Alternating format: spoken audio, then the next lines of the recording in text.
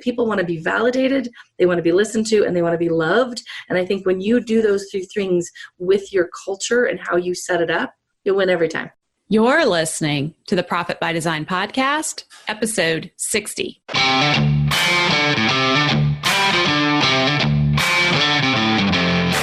You work hard in your business. On the Profit by Design podcast, we ask the big question: what has your business done for you lately?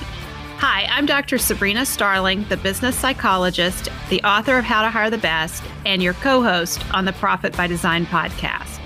Weekly, my co-host, Mike Bruno, and I bring you tips, tools, and strategies from our own experiences and from the experiences of our guests, who are entrepreneurial thought leaders and real-life entrepreneurs, all to support you in making intentionally profitable and sustainable business decisions to live the lifestyle you desire. Profit Designers, How to Hire the Best is now available on Amazon. You can get your copy at tapthepotential.com/Amazon. I have been hearing from so many of you how this book is impacting you and how you've been sharing it with other entrepreneurs, and I so appreciate that. We are on a mission to get this book into as many entrepreneurs' hands as possible. So if you have already read the book, one of the things that you could do that would help this effort tremendously would be for you to leave a review on Amazon, an honest review. This review goes a long way to helping other entrepreneurs discover the book. Profit Designers, I cannot wait to bring you today's interview. I got to talk with Rhonda Conger, Vice President of CBH Homes, Idaho's largest home builder and winner of repeated Best Place to Work awards. I interviewed Rhonda for the How to Hire the Best Contractors edition, and what we featured about her style of leadership and what she is doing to make CBH Homes a great place to work has been commented on repeatedly by readers of How to Hire the Best Contractors edition. Rhonda fully believes that we have to be the leaders we want. And on today's episode, we're all about that. We get to dive in with Rhonda about her secrets to creating a great place to work. Here's what you need to know about Rhonda. Some say she was raised by wolves, others claim truckers. No matter what her upbringing, this superwoman has flourished in a male-dominated industry for 26 years. As Vice President of CBH Homes, Idaho's largest home builder, Rhonda leads the CBH troops daily and has overseen all areas of the company for the past 16 years.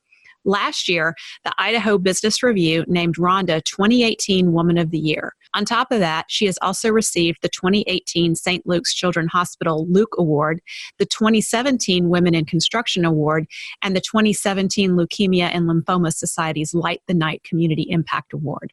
As a businesswoman, professional speaker, and author, Rhonda is on a mission to spread a movement with her 3 books: Better Human, It's a Full-Time Job; Better Thinking, Think Better; Be Better, and her newest book, You Go First, Become the Leader Your Team Needs.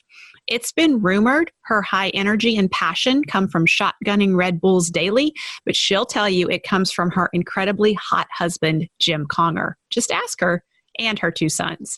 She thanks the heavens each day for this incredible journey and is so very grateful for the opportunity to serve and love all those that she comes in contact with. So we'll be diving into the interview with Rhonda, but first, if you are ready to become an employer of choice to attract a steady stream of A players chomping at the bit for the opportunity to work with you, you're not going to want to miss out on my fully updated and revised How to Hire the Best live masterclass starting now. Registration ends November 5th. Don't miss out. I have no plans to teach this live again. Go to tapthepotential.com/course. I cannot wait to support you in creating your great place to work. So Rhonda, welcome to the Profit by Design podcast. I'm excited to have you here. Oh, I can hardly wait. We are going to talk about my favorite topics. I am so ready and in this morning. Yes. Well, I tell you what, your favorite topics are my favorite topics. So this is going to be, I mean, I love when I get to connect with other leaders and just talk about the being of leadership and how we need to show up. So I want to give our profit designers a little backstory of how you and I connected.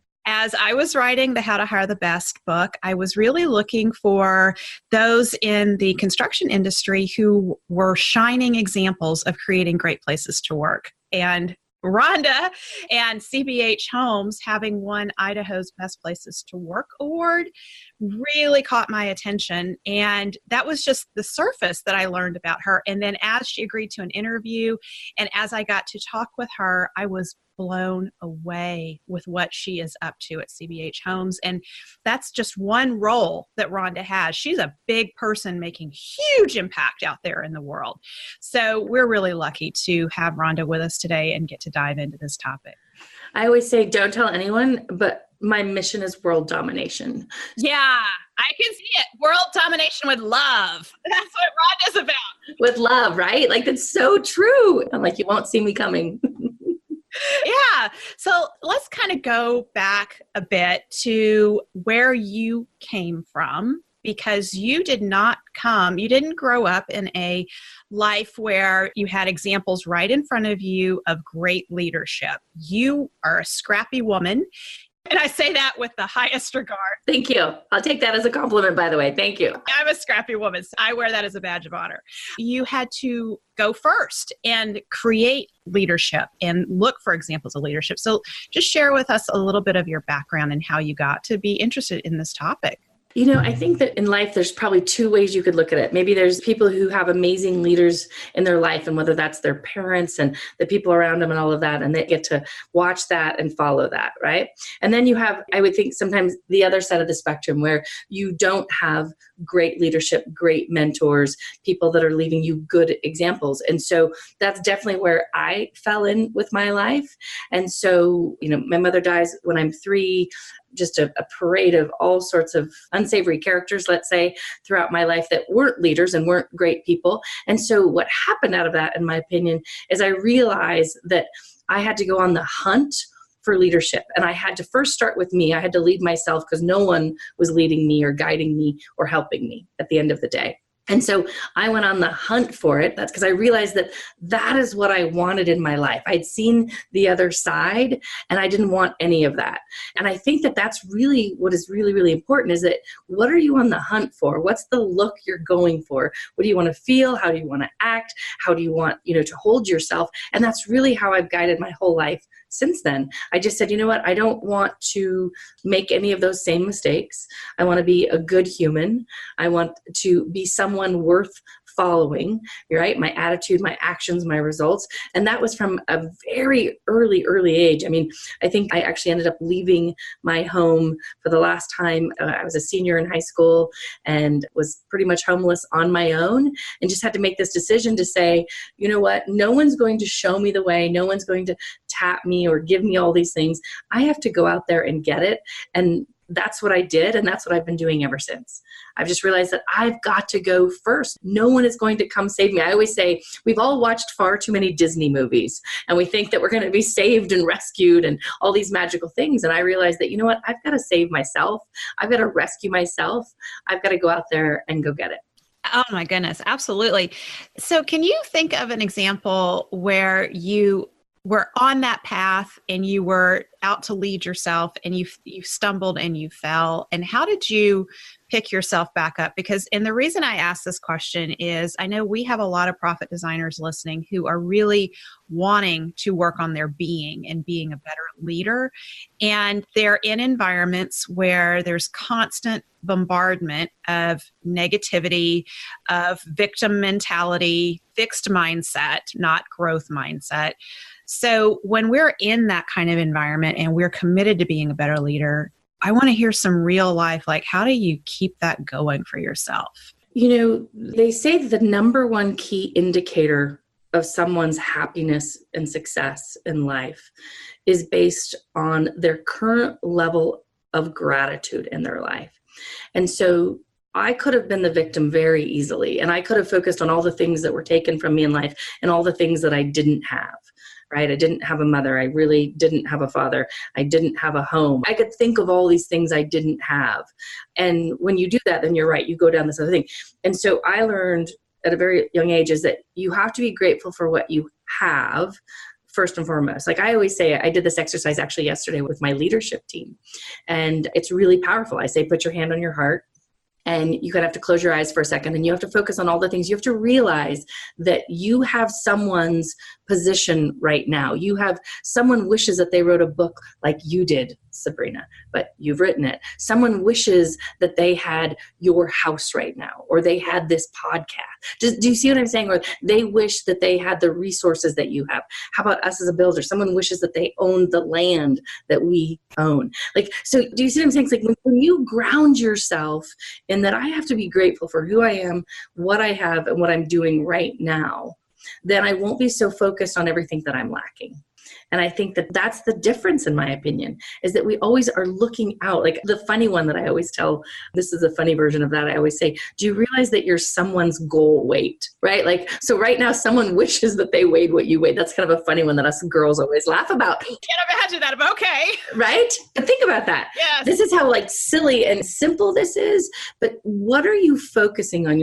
Everyone's so focused outward on that everyone else has, that they're forgetting that they already have so much. And if they are grateful for that in the moment, then they'll be able to build on it. If they're not grateful for that, then they won't build on it because they'll think it's not enough.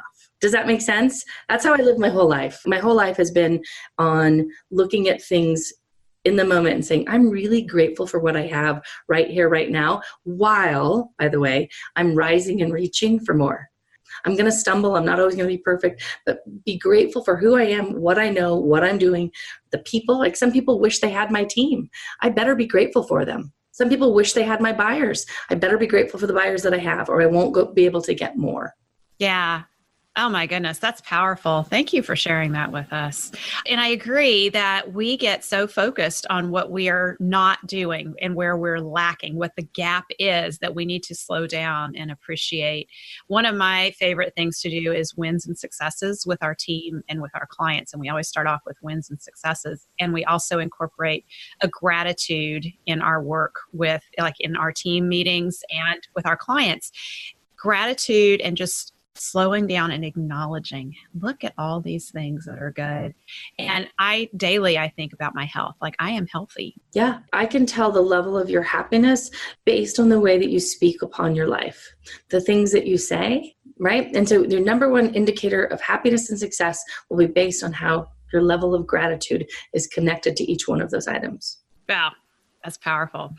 All right. So you're featured prominently in the book and in How to Hire the Best Contractors edition. And your philosophy around love wins. Our early readers of the book I hear comments about that all the time. And when I interviewed you, you talked about the balls that you guys throw around the office, the love wins. And yeah. So how did you come to bring that into the culture?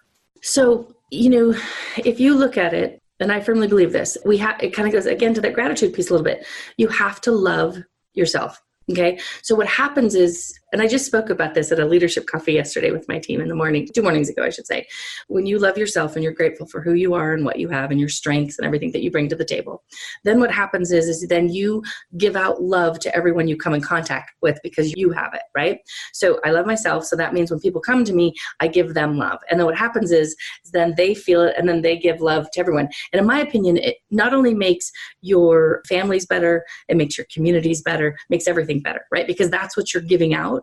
So that's what we decided, that if you love yourself, because I need you to start there, because I know that you'll be happy, you'll be fulfilled, right? You'll be a completely different person. So if you love yourself, then what happens is you'll love your family, you'll love your friends, you'll love your team members, and then you'll love your community and we'll win. But if you don't, think about the alternative. And so I always say the most important thing that you can do is if you love yourself first and you love what you do and you love who you are and all those good things, it just radiates to everyone else around you. And we decided that. We said, okay, we need to love ourselves first. We need to love our team. We need to love our buyers. We need to love our community. And when we do those things, we will win. And it's proven. We've won, best places to work 7 or 8 years now running, which we're so proud of. Entrepreneur just named us one of the top cultures, per their magazine rating. So, and then more importantly, we go out there and we survey our team and we ask them. I love that we get all these awards, but I want to make sure our team loves us, right? That's really, really important. But if you think about it, when you love what you do, it shows. It shows in your actions, your attitude, your daily, and then it just reaches out to everyone you come in contact with, your trades, your buyers, all that. So I want to dig in here a little bit because we have, and I notice this consistently when I talk to contractors and just entrepreneurs in general about creating great places to work. And that's really the key to hiring the best, is you have to be a great place to work. There is a real break in, I have the intention to be a great leader. I want to create a great place to work, and then the execution of it. And so the leader says, I want this. And the team says, we're not quite there yet. We're not that great place to work. So it's really about learning, what does that mean every single day as you're showing up as a leader? What do you know, Rhonda, from what you have done and how CBH is winning these awards for great places to work repeatedly? How do you do it? What does that look like every day? So I think that, I kind of came up with this cheater that says, here's some things. You have to want to be the best places to work. Like, honestly, like truthfully in your heart, you want to say, would this be a place that I want to come and work and spend my days and enjoy, right? So do you want to really honestly be a best places to work? And if you do, then, one of the first things I say that you have to do, you have to know what you're looking for. So we created with our leadership team, what are the 12 attributes that we want our team members to have, right? So for example, I'll just give you a couple you need you to be a high producer if you're going to be on this team. That's who we are. So that's important. We want you to be coachable. We want you to strive for greatness. We want you to be a team player, be better, love, win. So communicate, grateful, attractive attitude, have fun, be fun. So we have these 12 things that says, okay, first and foremost, when we're hiring you, we're going to put you through this gauntlet and we're going to make sure that we're hiring like-minded people, right? Because if they're not, then you're like, the mission will never work. So it starts with the gauntlet of hiring. We put you through this really long profiling, personality, lots of interviews to say, will you make it on our team? Okay, so then once we say that you have, then we say, okay, we need to make sure that you have these 12 attributes because that's what you're going to need to have if you're going to hang with us every day. So it starts with the people. Do you have the right people that are going to be excited and passionate about you and about where you're going and want to do this with you? Yeah. So what you're describing here in terms of how it's in the book and how to hire the best is there's 2 important qualities that you're looking for as you're hiring. The A-player mentality, the mindset, that has to be there. The go-getter, the producer, the person who wants to be a part of the team, who's going to communicate, who's going to participate and show up wholeheartedly every day. A-player mentality. And the second piece is alliance with your immutable laws, the core values of what CBH Homes is about. That has to fit. And if those 2 aren't there, it's a no-go. Your gauntlet screens them out. You can't get off the starting blocks, and that's your foundation. That's your start. It's funny. I always say, I just need 2 things out of you. I need you passionate and caffeinated. I love it. Right? So if the passion wanes, just go ahead and get in there with the Red Bull or coffee. But I need you passionate and caffeinated about who you are, what you bring to the table, and who we are and what we're going to do as a company, right? Passionate and caffeinated. And it's funny that you say that. I absolutely adore and love and truly just want A players. And I can tell you that's who we are as a company because, if you look at us as a builder, we're going to do 1,500 homes this year. Not bad. We love that.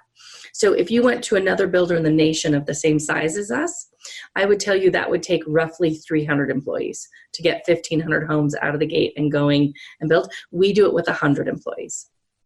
And I say it's because I look for A players. So, Rhonda, thank you for pointing this out because one of the key strategies that I talk about in the Tap the Potential solution for creating a great place to work in a tight labor market, which construction, tightest labor market ever, and out of any industry, it is to have a lean and mighty team. Yes.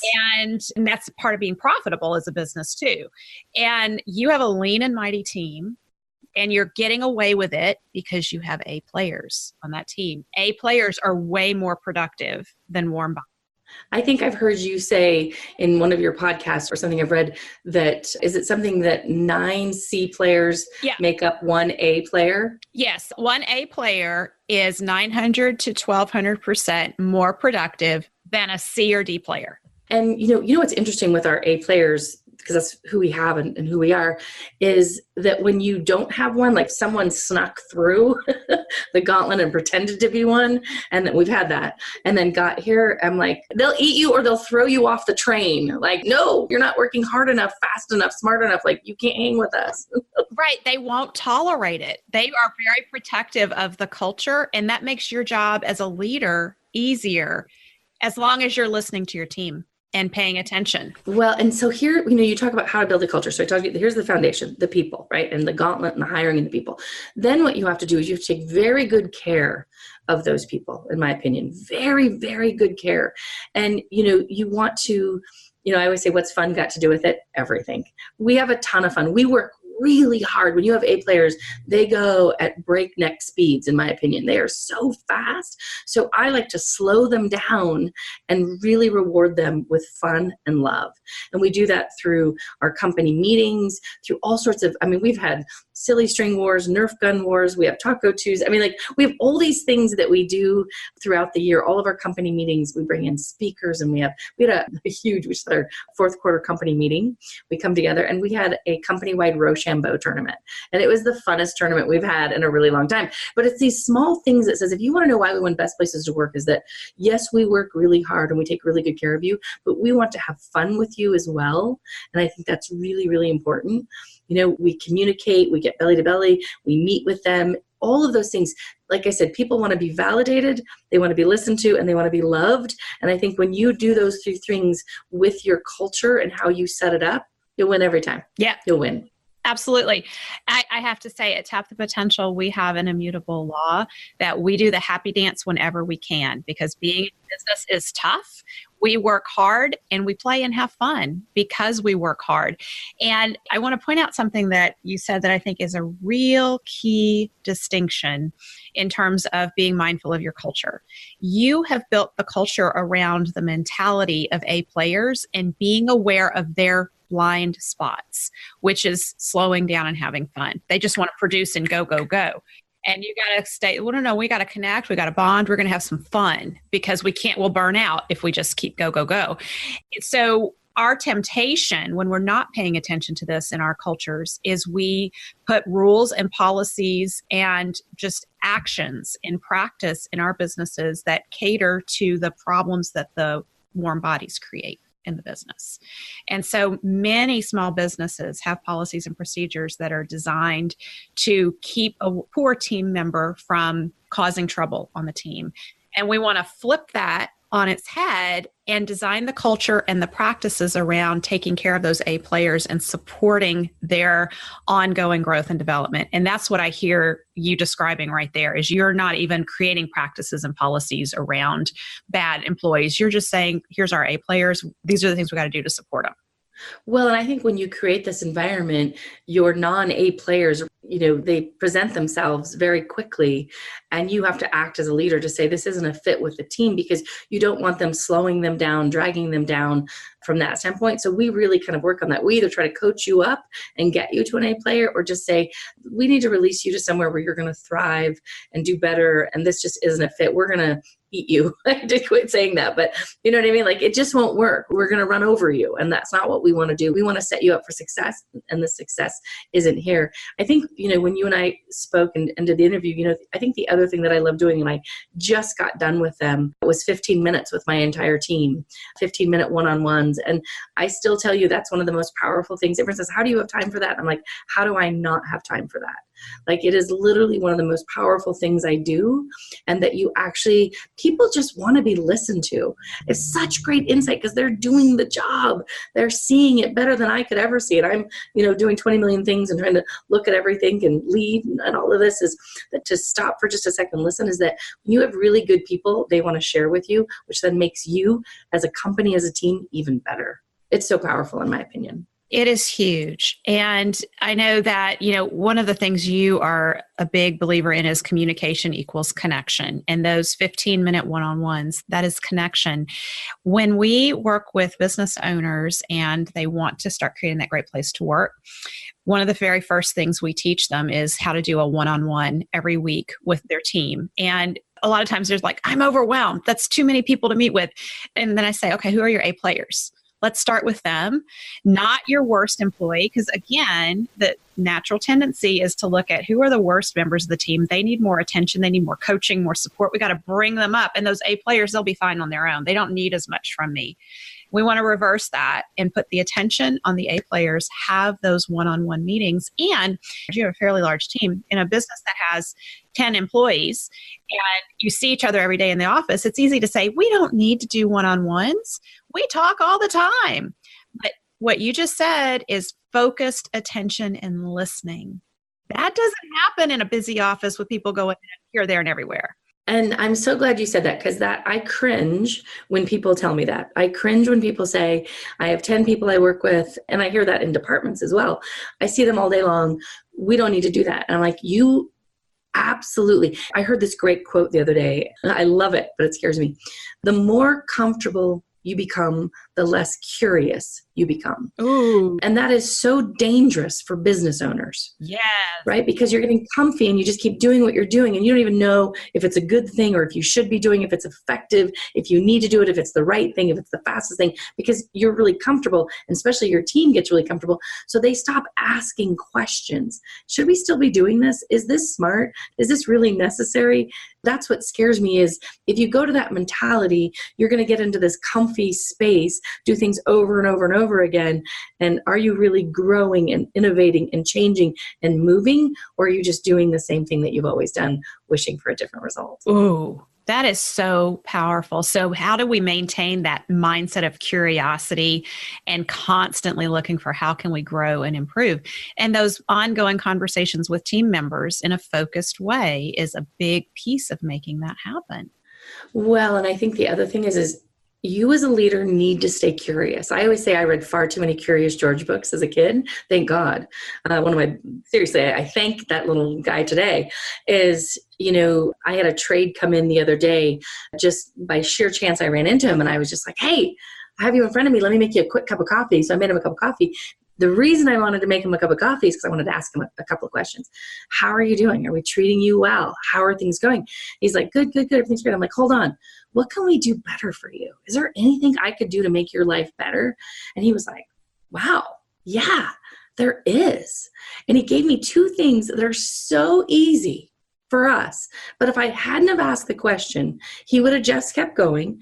It would have made his life harder. He would have had to, literally, he was doing things he didn't need to do, honestly, but he was doing them because that's the way we've always done it, right? And now I'm going to make these two small tweaks. And he literally teased me. He's like, if you make these two changes, I will draw or make you a plaque in your honor for my desk. He was like, but do you see what I'm saying? Like, we have to slow down and stop. I think sometimes as leaders, we think we're the smartest. We know it all. We already knew that. We know how that process goes or what they're doing. You need to stop and be curious and ask, are we doing good things? Is there something we could do to make your life better, easier? What am I missing? Is there something, I would say, are you doing anything dumb that we need to stop doing? Yes, that's a great question. Right? So I do think it's that slowing down, making that connection. And I do believe it changes the way you operate. So I have to tell you, it's really ironic that you bring up Curious George because we have George on the homepage of our website at tapthepotential.com. And as a matter of fact, like that's kind of where we're trying to drive everybody's attention is meet George. And George isn't the monkey Curious George, but George is that overworked business owner who is just crazed with everything. And he's starting to just kind of look around and he noticed there are some other business owners who aren't as crazed and their businesses are successful. They're taking time off. What are they doing? And then he's starting to wonder, what is it that I don't know that I don't know? And I really think about Curious George as our mascot at Tap the Potential because we have to be curious all the time. And going from that jaded, angry, stressed business owner to being Curious George. That's really what we're after. it's what, kind of goes in line with the other thing I said to you. We as entrepreneurs and business leaders and these type of people, our mottos, and I always say I'd love for us to get tattoos if I wasn't such a chicken, is keep rising and reaching. And the only way you can keep rising and reaching is if you're curious. Right? You have to stay curious on what's possible. If you talk to my team, they'd say she always wants to know, what can we do better? What can we do faster? What do we need to stop doing? How do we get better? Like, those are all my curious. What are we doing that makes things hard? How can we make things easier? I am constantly curious. We are far from done. We're a full-time job. This business, everything that we're doing. And I think you have to stay in that mindset, and you've hit it with George. I'm telling you, that's amazing to me. Stay curious. Stay curious, like Curious George. So, Rhonda, one of the things that I think is really interesting about CBH Homes is the percentage of women that you have employed there. And in the construction industry, which is predominantly male, there's a very small percentage of women. I really feel like in addressing the labor shortage in the industry, business owners, entrepreneurs are going to have to look to non-traditional sources of team members and labor in the industry. So talk to me about your percentage of women that you currently have on staff, because I know it's been a while since we talked last time. Things may have shifted. And how do you go about getting more women on the team, and what does that really mean for your team? This is, Corey Barton, the owner and founder of the company, is just an amazing man. I just literally adore him. And we actually run these really fun, we have a picture of him, Corey, and then over the picture of him, we say 70% women and one incredibly smart man, right? Like, we look at this and we say that all the time because I don't think people realize. They're like, what? And we're like, yeah, we're 70% women. And how we do it, it truly comes down to the gauntlet.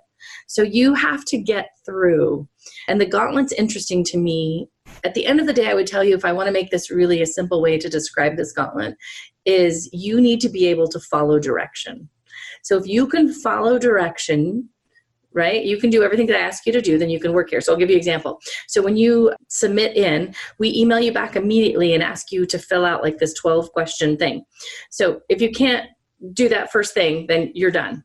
You can't email me back and say, I don't need to answer those questions. I'm really qualified at this position, so who do I meet with? And we'll email back and say, you will meet with no one because you have not followed the first rule, which is, can you follow directions? And the direction was, answer these 12 questions. Wow. And so we do that all along the gauntlet. So the next one's going to be, do a phone interview. The next one's going to be take 2 personality tests. Someone will email in, I took the 1 personality test. I don't think it's really necessary to take the 2nd personality test. Okay. Again, you can't follow directions. Bye-bye. Think about that. If you can't follow directions at the very inset of you and I having a relationship, when you get here, you are not going to do what I ask you to do. Yeah, they're not open to leadership. Yeah. And so we also want A players will make it all the way through my gauntlet, because they are the type of people who will finish, who will do everything right, will get through every single process. And it's interesting. This is so fun. At the very end of the gauntlet, you've probably been through 3, 4, 5 interviews with different people on the team, because I need the team to buy in, right? This is interesting to me. When they get to that 4th or 5th interview, if you get impatient, this has happened on the 4th interview. Like, are you going to hire me already? Like, this is getting a little ridiculous. Like, I've had to do all of this and I've proven that I'm more than qualified. So I'm getting the job, right? Like, I'm not going to do that next interview. And we're always like, you know what? We thought you were the one, but you just showed us that you don't have the staying power, the attitude, right? So no, sorry. Thank you. Goodbye. And so unfortunately and fortunately, it's interesting. Someone say, well, why don't you have more men? And I'll tell you, at times men don't like to go through our gauntlet. And there's no nice way to say that, but I get more emails saying, I don't want to fill that out. I don't want to make that phone call. And I'm like, okay, well then I'm only going to take the people, and whoever I don't care who it is, man, woman, whatever. I don't care. I'm only going to entertain the people who can make it all the way through my gauntlet. So that's interesting. So you're not actively out there trying to pay more attention to recruiting more women than men. You just have a process, you see who shows up and who makes it through to the end, and it tends to be more women than men. It does. And, I think the interesting part is once, we've been winning this award, we've had so many people that just come to us because they've seen that award and they want to be a part of the best places to work. And I think that's interesting, right? Like, so we just had somebody move from South Carolina that worked for a builder in South Carolina, and she just wanted to be a part of our culture and our team. And she uprooted her entire family and moved to Boise, Idaho to be a part of our culture and our team. So mic drop right there. I mean, we don't need to say anything else. This is really what it's about, because the readers of How to Hire the Best, people who are picking that up, are struggling with attracting A players to their business. Like, it just feels so hard. You may get some warm body applicants, but where do I find these A players? And really what it's about is positioning your business as an employer of choice to be highly attractive to A players, create that great place to work, and then have them chomping at the bit to come work for you. That's what you just described. And, you have to take really good care of them when they get here. I take we have great, the standard benefit package and all of that, which is great. But, I do a leadership coffee every month. And so for 1 hour, it's completely optional. They come and I try to fill their tank so that they can lead themselves. They can lead their family. They can lead their friends. They can lead the community. And so we feel like we're trying to give back to the whole human. It's not all about us and our work and what we have to do. We try to, we do family events. We do all these things to say that you want to attract these amazing people to come to you. And then you need to take really good care of them when they're here. So they'll stay. They'll be excited to stay. They'll be passionate, and they'll give just as much to you as you're giving to them. Sometimes I think we get confused and think it's a one-way street. Well, I'm paying you, so I don't need to give you more than that. Mm-hmm. It's not how that works. No, mutually invested relationships. Yes. Ding, ding, ding, ding, ding, ding, ding, ding, ding, ding. Yeah. No tit for tat. No, I pay you, so you show up and you give me the back. It is. And that's really what those one-on-ones are about. Your leadership meetings, you said, I want to fill their tank so they can show up and lead here and in their families and in their communities and with their friends. You're saying, I'm the leader, I'm filling their tank, and I'm not here to just have them working great and doing good things with me. I want them to be a leader everywhere in their lives. And that is building this mutually invested relationship where they want to support CBH's mission because you want to support them. Yes. That's I would say, hopefully one of the biggest differences with us, for sure. Wow, this is so fun to talk about all this with you. It's our favorite topics. Absolutely is. So one of the other things that you are all about is running your ranch high and tight. I'm a Wyoming gal by heart here. I love that. Tell me what that means to you. So it's funny. I have our sales coach director who runs all of our sales managers. She's been with me for at least over 10 years or more. I just adore and love her. And so we have to give credit to her. So years and years and years ago, she did a presentation and just said, I just need you all to run your ranch high and tight. And what that means is whatever we've entrusted in you, you're going to do it. So for example, we put out business plans. They all kind of have their mini business plans and their checklists and their numbers and their goals. And so it kind of goes along those things, is that we're going to entrust this with you. And now we want you to make sure that you do everything you say you're going to do in order to hit your goals, our goals, that all come together. But you have to run it high and tight. I mean, it can't be just kind of like, well, I'm kind of going to do this today. I'm kind of going to, we literally are always doing monthly check-ins, weekly, quarterly. We have scoreboards, we have dashboards, and we're saying, okay, are we doing what we said we're going to do? Oh my gosh. That's our number one immutable law at Tap the Potential. You can count on us. We do what we say we're going to do. And that's critical. And that's running your ranch high and tight. It is. But I want to just highlight some things you said in there because they're super, super important. The individual goals have to align with the team goals, that have to align with the company goals. So all of that high and tight, totally aligned. And then there is regular checking in going on and performance measurement to make sure that that is happening. And it's not like no wishy-washy. Well, I kind of did this week and I'm going to do that next week. It's like, no, what'd you really get done? And what are you going to do next week? Right? Yeah. Well, and it's interesting. I don't know if when we talked, we've changed up our system a little bit in the sense that our managers meet with their teammates every quarter for 15 minutes.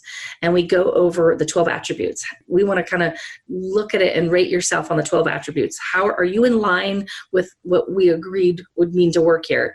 And then we go through what's happening right now or this past quarter, what's winning, what we need to focus on, what we need to work on. And then what we do by the end of the year, when you do their formal review, you have 3 reviews from the quarter that reminds you. I think sometimes when people do their yearly reviews, they suffer from recency. Whatever happened in the last 30 days, not what happened in the full year. So we use those sheets to say, hold on, this is what happened in the first quarter, the second quarter, the third quarter, and here we are in the year. And we can do a better assessment, right, to help us keeping our ranch running high and tight, right, from that standpoint. So you're absolutely right. It is, I ask my leaders to do a quick 15-minute huddle pretty much every Monday morning at a minimum. And what I want them to do is they come together with their teams and they say, okay, this is what we're really excited about this week, right? Like, here's our top 3 priorities as a team. Are we all on the same page? Are we all going the same direction? Does anyone need anything? Does anyone need any help, or is there anything that we're unclear of? And by the end of the week, this is where we'll land. And then I always love for them to talk about their wins, but also talk about their personal.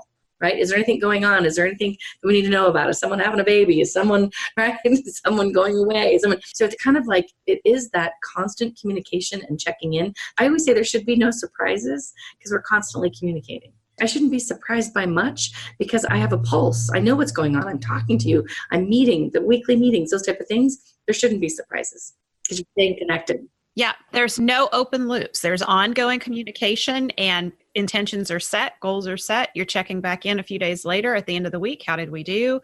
What are the wins? And the personal side of it too. I tell you what, Rhonda, we do that in our teams. And the first few weeks that I implemented that, and I said, let's talk about wins and successes, our team members wanted to talk about our clients' wins and successes. And I said, no, I want to hear about your wins and successes. It is very hard for team members initially when we're starting this out to really own their wins and successes, both on the business side and the personal. And we do a lot more personal wins and successes now. And I love it because I really get to know who my team members are as a person, not just this person showing up in this role. Isn't that so nice? It's the game changer. I would say the other thing that we do, which I love, we're talking about wins. So we have an email address called lovewins@cbhhomes.com, and you can send in nominations for other team members. If you've seen them doing something amazing, or they've done something for you amazing, you've seen them do something amazing, you actually send in a submission and tell us about it, and we celebrate it as a company. And we usually then print it out on this card and we give it to them. And you have people that have them all over their desk walls, all over their desks. And it's, again, celebrating what you want more of. I love that. That's all I want. I want more of that. Give me more love. Give me more wins. That is excellent. So I know as our profit designers are listening to this interview, they're going to want to read How to Hire the Best and hear all about what you shared in your interviews there that we've included in the book. And then I know they are going to want more Rhonda Conger. So Rhonda, I know you have a way for them to get more from you and a really cool offer. So I want to give you the opportunity to talk about that. Okay. Well, thank you. And I tell you, I adore and love businesses and trades and entrepreneurs and business owners. I get it. They're my favorite type of people. Actually, everyone's my favorite type of people. I can't lie. I love, love, love people. So here's the deal. So we decided that we have to do something, right? So we wanted to give 20% off all of my books. I've got 3, Better Human, It's a Full-Time Job, Better Thinking, Think Better, Be Better, and then You Go First, Become the Leader Your Team Needs. So if you head over to my website, which is rondaconger.com, just don't put an H in there, RONDACONGER.com, and then any of the books, if you just put in Profit by Design as the code, you will get a discount. Oh, wow. Okay. That's awesome. Thank you. Yes. So I'm excited to offer that up. Also, you can find me on Instagram. I have a podcast as well. Oh, what's your podcast? It's called The Rhonda Conger Show. Okay, Rhonda, I appreciate everything that you shared. As we wrap up, I would love for you to offer, if you could talk to yourself 20 years ago and encourage yourself back then, what would you say? Go faster. So, and some people say, well, gosh, you go so fast already. You say yes, knock on more doors, take more chances, put yourself out there, make more connections. You probably think that you are. I would probably challenge you to go further. Go faster. Keep rising, keep reaching. I firmly believe that that's what, like, even you doing everything that you're doing. Look at you, Sabrina. You've got your book, you've got your podcast. Look at the difference that you're making. Look at the lives that you're changing. And these people that are listening, to me, they're no different. I always say, we need you. We don't need you to play small. We need you to be big, and we need you to go faster. Amen. That's it. Thank you, Rhonda. Oh, thank you so much. Love, love, love our time together. Thank you for spending time with us today. Join our conversation in the Profit by Design podcast Facebook group. Share your thoughts on today's episode, ask us questions, and let us know what you want to hear about next. Visit our website at profitbydesignpodcast.com to access resources from our sponsors and tools we've created for you. Subscribe to the show on whatever platform you're listening to right now. There's a subscribe button right there. Go ahead and hit it so that you always get a notification when we release a new episode. And finally, share our podcast with a friend if you know a friend who would enjoy it. Thanks again for listening. This is real life business. Keep your chin up, keep moving forward. You got this.